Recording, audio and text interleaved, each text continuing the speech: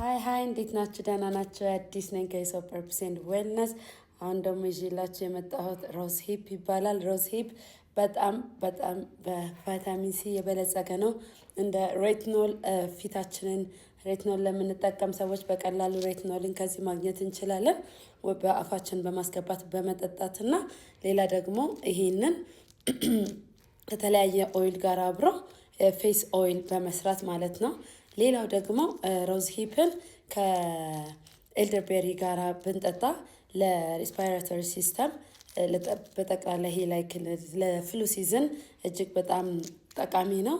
እንዲሁም ደግሞ ከሃቶንቤሪ ጋር ብንጠቀመው ደግሞ እሱን ለሄርት ለንብ ፕሮብሌም በጣም ሳፖርቲቭ ነው። ሮዝ ሂፕ በጣም ብዙ ሄልዝ ቤኔፊት አለው። እናንተም ደግሞ ገብታችሁ በደንብ አንብቡ። አምጥተንላችኋል። እጅግ በጣም ጥቂት ነው ያለን። እየመጣችሁ ሰዱ።